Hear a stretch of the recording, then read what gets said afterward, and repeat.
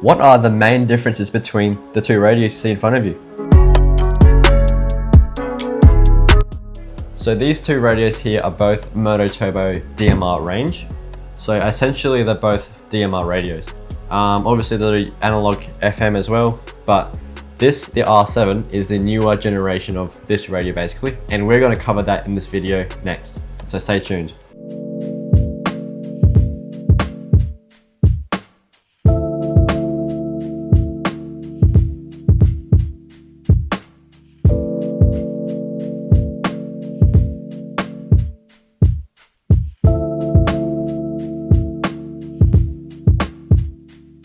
So just focusing on the older DP radio here. This radio here, this was actually my first radio I actually bought, excluding all the Apexes and the other brand radios. This radio exactly was pretty much my first ever radio, but it's actually going to my cousin, VK4OLB, which is also a contributor to this channel. But he actually is buying this radio tomorrow. So it is my last day to make this video. So I want to make this because a lot of you guys on Instagram have sort of requested that I make this video. Off the bat, we can see ever so clearly the R7 has a little bit different of a design. So the design on the R7 features this nice larger screen on the front of the radio, as well as a integrated speaker, which is actually behind the keypad, unlike the DP4801, which is up here. And what this basically means is they've been able to put a much larger screen on the R7 by putting the speaker behind the keypad. As we can see on DP4801 though, it's a little bit different. But both really, I have no problem with the screen on the DP4801 or XPR7550. We're just going to call it the DP for this video. But this R7, the new design, I absolutely love it. I think it looks good. But yeah, that's the radio there. Now, there's a lot of hype around getting an R7 because everyone claims that they're just so good, and they have all these really cool AI features on it, which really is not really the big difference between a DP4801. But I think Motorola genuinely just wanted a different design, different, item for the market, and they've done a good job of that actually. But there are a couple little things that maybe this radio here does better than this radio. Now, I'm going to focus on the R7 right now. We can see on the R7 this nice larger screen. So that is another upgrade, I guess you could say, to some. Realistically, to me, as an amateur radio operator, it doesn't affect how I do things at all. The DP screen, I love because it's sort of just that first radio feeling. Sort of kind of find the screen on this radio here just to be that little bit better. The R7 just feels like there's a lot more surface for it to be scratched, and at the moment I can see there's about 3 little engravements on the screen, which bothers me nearly every time I wake up and see it. But other than that, the screen is bright. It's as bright as this one here. They both do the same thing, show the same stuff, except on the R7 you get the time and date, which is a new thing. So sort of like the Apexes over here that show you the time and the date on the screen, the R7 now does that on the screen, which is something I was wishing for. You would expect a couple $1,000 radio to have the time and date simply on the screen. So very good for the business, you know what I mean? But the two radios though, there's a lot of hype around the R7 and it being the microphone on the back. Don't know if you can see that. See the light on it. That microphone right there. That is what we call the noise cancellation microphone. And realistically, I haven't noticed a difference in the audio being received by another radio. The noise cancellation, really. Yes, you can notice it on the Apex range of radios that, muffling out the background noise and comparing it to your voice and, making your voice more the priority in the audio. But on the R7, I haven't really been able to test this realistically in business environment because it really just, the audio on all the MotoTRBO radios are pretty much the exact same, and they all sound the exact same. Especially on DMR where they all sound like robots, pretty much. Yeah, the new design approach on the R7, it's nice. I will admit that, it is nice. But, realistically, it's the R7 is just this radio right here in a different costume. They do the exact same things, they sound the same, they do literally the quality of them, exact same. The Motorola's, MotoTRBO radio ranges, they do the exact same thing except for maybe a couple of little add-ons and a bit of marketing does Motorola really well. Now, as an amateur radio operator myself, there are a couple of things that I wish these radios would do. Now, I have got a Tate TP9900. Now, if any of you guys have ever owned a Tate radio, you would know the features on these radios are absolutely insane, especially when you are activating DMR on the amateur radio bands, where, you know, obviously the amateur radio world has a lot of talk groups, you know, activating different repeaters in a world. Maybe you want to activate a whole of America, or maybe you want to activate the entire world, worldwide talk group. Or maybe you have all these tiny little like radio clubs, talk groups that you want to activate. So it makes it very easy on the Tate radios because you can add up to around, I think it was like 50 contacts per received group list. So if you don't know what a received group list is, it is essentially how many talk groups you can add into this list that your radio would basically listen out for. And on the Motorola, on all MotoTRBO radio ranges, you can only put 16 talk groups per received group list. So that means if maybe you're listening to the DMR repeater in your local area and a talk group that isn't in that received list will not be heard or decoded essentially by the radio. So all you'll see is an indication of the radio being receiving something, but there is literally no audio or no acknowledgement on the screen that there is anyone talking. On the Tate, on the other hand, adding 50 talk groups to one single received group list is insane because say if you're currently on talk group, say 91 for the worldwide amateur radio DMR talk group, and someone else starts talking on maybe an American radio club, you know, talk group, right? Your radio is going to hear that and decode and acknowledge.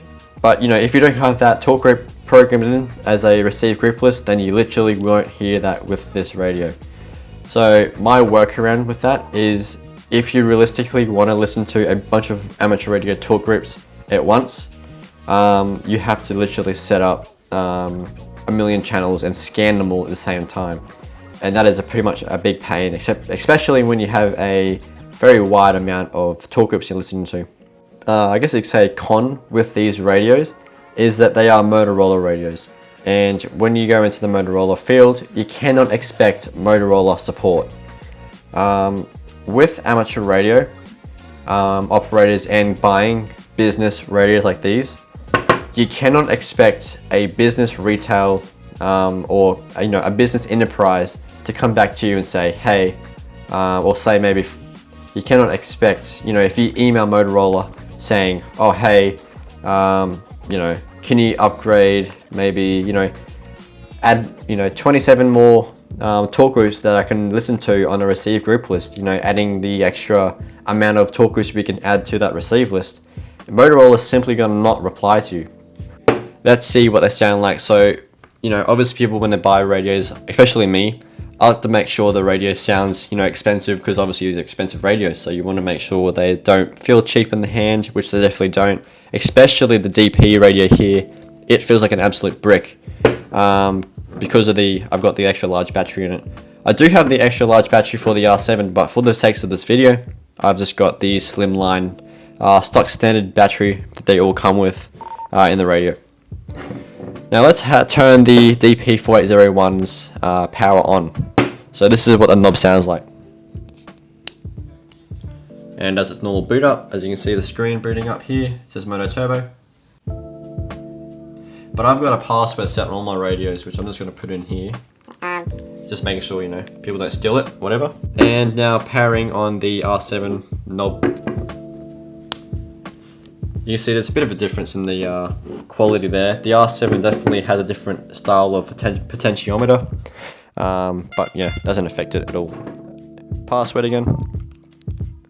So I'm just going to go to a DMR simplex here for amateur radio. This is my the HamTac simplex, which is just basically the regular DMR simplex frequency. So we're going to do this on DMR. Where's my channels here? Here we are. Okay, so here we go. So both radios here currently have DMR active on these channels. So we've got the R7 on the, well, what would that be to you guys? That'd be the left side, wouldn't it? So on the left side here, we've got the R7, and on the right, we have got the DP or XPR radio. So when we do DMR, the new feature with the R7, which I actually like, is instead of when you do when you receive a call on the older radio here, we can see the symbol comes up on the entire screen. So you can't see what channel you're on, you can't see what, any of the other features like the time or date. On the R7 on the other hand, when you transmit, simply, all you can see, there we are, all you can see is it shows us the zone I'm in, the channel I'm on, and also who is calling. So you see the talk group down the bottom here. So under that middle bottom line here, when I transmit, that there is going to be your talk group, followed by the radio ID of the caller currently talking. Then above it here, we have got the channel name right there, and then we've got our zone obviously on top. Now, what I was talking about before is when you transmit on the R7 and receive on this radio here, we can see that the entire screen is basically covered in this talk acknowledgement, showing the talk group and this current caller, which is a very nice, OG Motorola looking thing. But realistically, if you want to see the channel and the zone you're on, the who's talking and all these other details that pop up, you can't get that on the DP, which isn't really a big problem, but for those who might want to know, that is what it looks like on DMR. Audio wise, how do the microphones sound on both of these radios? And my honest opinion with it is they both sound the exact same. Really, any MotoTRBO radio has pretty much, I guess you could say, the same microphones built in the radios. So going to a very old brick radio I've got here. This is the DP4801e, or I don't know what that is in American, XPR something. But this one here is a very old or old-ish MotoTRBO radio. Still looks pretty nice. I mean, I've just put a new antenna on it as well. But yeah, the audio sounds the exact same through the microphone and receiving it through an R7 or a DP. Realistically, they both sound the exact same in the audio. Receive though, there is a bit of a difference. Obviously comparing it to this one here has a very large shell. So there's a little bit of that cheapy sounding echoey speaker when you essentially receiving audio, especially when you've got on a loud volume. With the DP radio, it's sort of strange because there's a lot more bass. It sounds a little bit more tingy, but also a little bit bassy. I think it's because of the ceiling and the way in which the speaker is mounted separately away from the keypad. Unlike the R7 though, where the speaker is actually behind the keypad. And so the R7 has this, I guess, I don't know how to say it, but it would be more of like a tingy, rattling sound, especially when you've got on a louder volume. You can hear it sounds like there's a rattling bolt on the speaker, if you know what I mean. On the DPs though, it's sort of the same, but only at the very higher, volume. When you go past the halfway, which by the way, that is what the halfway is like on the MotoTRBO radios, on all of them, you can sort of start to hear that sound that it sort of just sounds like a ringing, like a screws on the speaker and isn't meant to be there. But it's sort of just the design on all MotoTRBO radios. Especially when you've got a 3-watt speaker and this is only a 2-watt speaker. So it is a lot louder on the R7, which is something they're actually trying to advertise a lot more on the R7, is the louder audio, which realistically, they're both as loud as each other. So off the bat, one of the main things with MotoTRBO radios, if you're not already aware, is the antenna ports. On all the MotoTRBO ranges, they all use this weird looking little screw type of antenna. it is literally the exact same size, see if I can grab one for you, as a regular SMA port adapter. That is an SMA connection here, and this will simply go inside of an R7. So it is the exact same diameter as a regular SMA port. But as you can see on the DP models, on all the MotoTRBO radio ranges, there isn't a center pin, which normally would go into the center pin conductor of the SMA port. And that is not seen on the R7s or any MotoTRBO range of radios. Why this is because I think Motorola genuinely just doesn't want people plugging in different types of antennas into the radio and having, you know, maybe a very extra large SMA, you know, whip antenna on top of an R7. So Motorola has just designed their own unique antenna range, and that is what it looks like there. So basically just a regular bolt, and it just screws it right on the top of the R7. Just like any regular antenna would. Antennas, talking about antennas for the MotoTRBO, both these radios, they all have a Motorola range of antennas. So all Motorola radios in the MotoTRBO range will fit this antenna exactly. They've also come with a stubby version. So this one here is actually the stubby antenna that covers a certain frequency range. So you can't get these radio antennas, these stubby antennas, in a maybe full band UHF. There has to be a, so for instance, this one here is a 450 megahertz to 527 megahertz radio antenna. Whereas this one here, the longer version, has the entire UHF, which is 400 to 527 megahertz. So it screws on just like that. Like I said before, it's got, Motorola just uses their custom looking focus, that there, a custom little bolt like that goes on the radio and screws in to its port. Something to be aware of though is there is an adapter you can get for the R7 radio that basically takes the regular R7 port you see on the radio and converts it to a usable SMA connection, just like the one you see on most of these adapters here. So essentially it goes into Motorola style connector here on the top of the radio, and then it will literally take it to an SMA, so you can plug in an SMA antenna or an external coaxial cable to an antenna. So that's really cool. So going back to the visuals of this radio again, there is a brand new programming port, which is just lovely because I have to spend another $200 on a new programming cable, which you can see behind me. So this right here is the R7 programming cable. So that's what goes into your radio. And on the older APX and DP model radios, or XPR radios, they have this programming cable, which is a lot different, and genuinely I like it a little bit more. It's old, so it fits most of the Apex radio ranges on the side here, and obviously your DP model radios like these here. But when Motorola comes out with a new product, of course they're probably going to implement something annoying, so they've gone ahead and just put a entirely different programming connection port here, which goes into the side of the radio. And I'll show you how it's done, because some people don't know.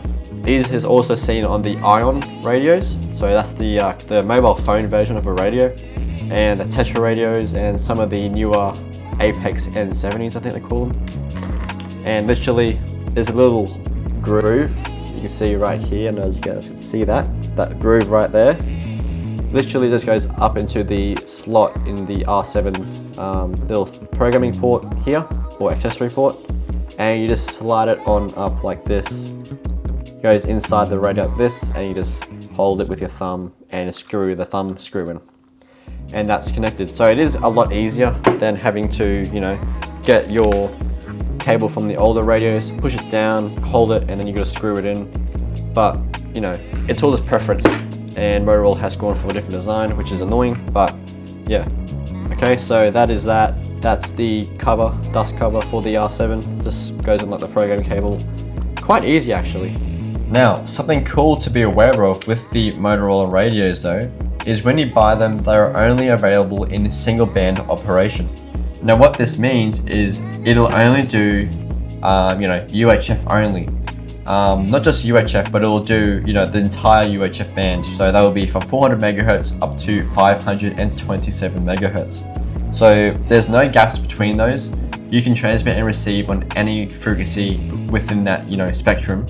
But you must be aware that these radios do not do VHF and UHF, or UHF at 700 megahertz. So that is something to be very aware of. It doesn't bother me because if you're going to buy a radio that does it all, then just buy a Tate radio, because in my opinion Tate is an absolute beast for those type of things. Another question I was being asked on the Instagram page is it actually going to be different in the software? So what that means is, or what the guy's trying to ask is, does the CPS work the exact same as each other, comparing it to these two? And the answer to that is yes, they both do work off CPS 2.0, which is Motorola's or MotoTRBO's software for programming these radios. So they both use CPS 2.0 and have basically the exact same layout for all the radios. You don't need to worry about having different navigation, because they both do the exact same menus in the CPS and both use the same software, same everything. Okay, so now we're doing a test. We're going to be putting both these radios into a nice quiet spot, and I'm going to be pairing it with a microphone that you guys can listen to. So I highly recommend you put headphones in for this part of the video, because you're going to be hearing the pure sound coming from both these radios. So you can really get a in-ear sound of what these both sound like. I'm going to have both these radios on both the same volume, so they'll be halfway, which we can see on the screen. We can easily configure that to a halfway mark. And we're going to have these both on DMR. With the Motorola radios, in the menu you can configure them both to have different sound profiles. And what this is you can have, maybe you want more bass, so there's actually a bass boost function, which both these radios have. You can set them up in the menu as well as the CPS. For the test, we're going to have this in the treble mode, so that'll bring out more of the the higher pitch of the voice. I will be talking through the radio with this run here, and we're going to be talking at a moderate normal voice, holding the radio away from my mouth at a moderate distance, and we're going to see what radio sounds nicest, comparing it with this microphone here. So one by one I'll be testing these both with this microphone in a nice quiet spot, so you guys will hear the pure audio coming from the radios. So let's do it. Okay, g'day everyone. We're currently testing the Motorola R7. So this is the audio coming from the Motorola R7 speaker. We have it set to 50% volume, and we are talking into the radio currently with 30 centimeters away from my mouth. And we are also using the noise cancellation feature, which isn't really available, but it's there. Okay, so just doing a radio test. 1, 2, 3, 4. 1, 2, 3, 4. This is VK4JK. I'm talking through the R7. How does the audio sound? And now we're testing the DP4801e. Okay, so this is now going to be testing out the DP4801e radio. So I'm currently talking through, as I said before, the DP2400e, and we are talking about 30 centimeters away from my voice, talking moderately through a quiet place, and we are currently talking through the DP4801e. Like I said before, radio test 1, 2, 3, 4. 1, 2, 3, 4. This is VK4JKM. How does my audio sound? Over. How does the audio sound? How does my audio sound? How does the audio sound? Okay, well that was the audio coming from the two radios. Hopefully it sounds alright, because I actually can't test the audio until I get into the editing of this video. But hopefully they sound alright. I've had them both set to 50% volume, 50%, and they were both aimed around this far from the microphone in each test. So they're both obviously set to treble boost, that's the one. I hope it sounds the same. Obviously the radio in the R7 is a 3-watt speaker, so I don't know if there might be a bit more of a gumph in the audio, but this being a 2-watt speaker, and I can't tell the difference with my ears. I don't know about you guys, but yeah, I don't know. So if you guys have any more questions about this comparison, you want to know more, I can do a part 2 of this video. So if you guys want to know any more questions, leave them below in the comments and I'll get to it in a later video. Anyways, for now, 7 threes, it is HamTac, and I'll see you guys in another video. Let's go.